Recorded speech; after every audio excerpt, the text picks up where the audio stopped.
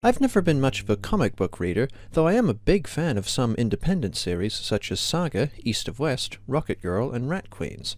As such, I have no real stake in the Marvel vs. DC fan standoff. I've enjoyed several of the X-Men movies, Christopher Nolan's Batman trilogy, and most of Marvel's cinematic universe output, and I love Wonder Woman, Thor Ragnarok, and the first two Arkham games.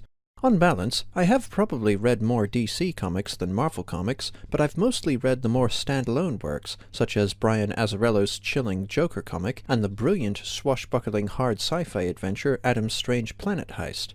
I think the reasons that I didn't get into comic books as a kid were that we didn't have much disposable income, being quite a poor family back then, and there weren't any comic stores in our local area, and most of my entertainment, books, videos, games, action figures, came second-hand from garage sales, where not a lot of comics would show up.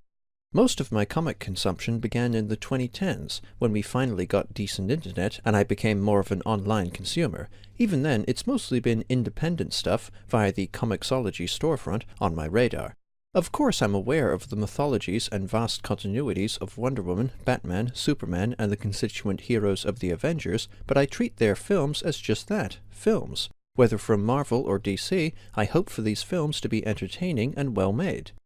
As a comic book and superhero layman, I wanted to share some small observations and mild nitpicks I've made about some of the recent superhero releases.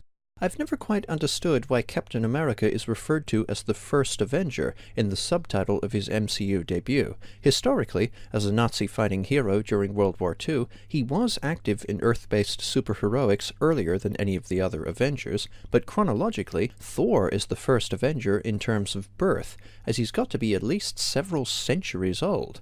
Aunt May should already know that his nephew Peter Parker is Spider-Man. In Captain America Civil War, Tony Stark, who everybody knows is Iron Man, enlists Peter's help in subduing Captain America's team under the pretense of giving him a huge, prestigious scholarship at Stark Industries. May must have been immensely proud of Peter, who lives in Queens, but she likely felt rather suspicious of Tony when the Leipzig airport battle came out in the news. May had spoken with Tony less than a day ago, and Tony had taken Peter with him, and then Tony/Iron Man was involved in a hugely destructive battle that, by a huge apparent coincidence, also featured Spider-Man, a superhero from Queens.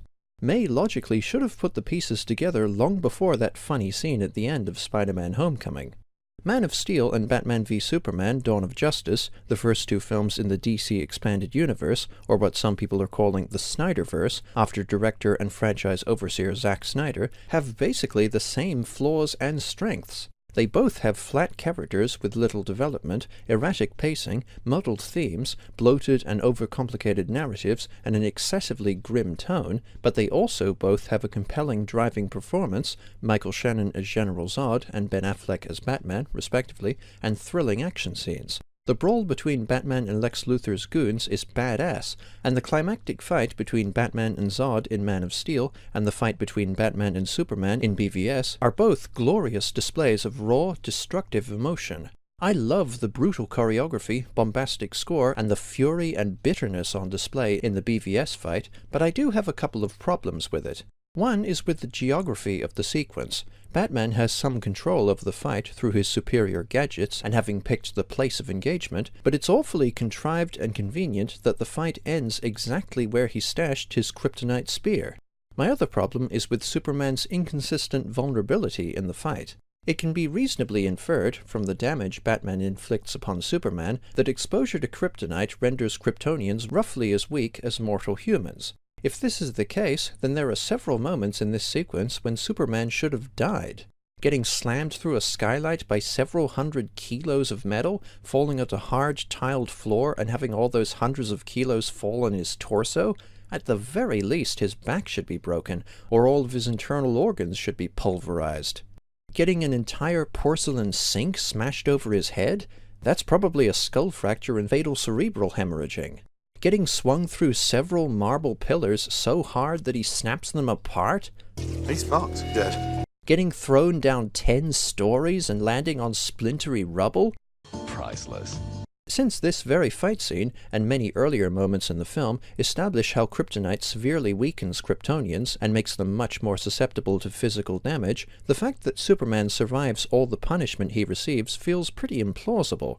Still, while Batman v Superman Dawn of Justice is a bad movie, I still think the fights look and feel really cool, even if the title fight has some niggling logistical problems. I hope you enjoyed these observations. Let me know what you think. Thanks for watching. Cheers.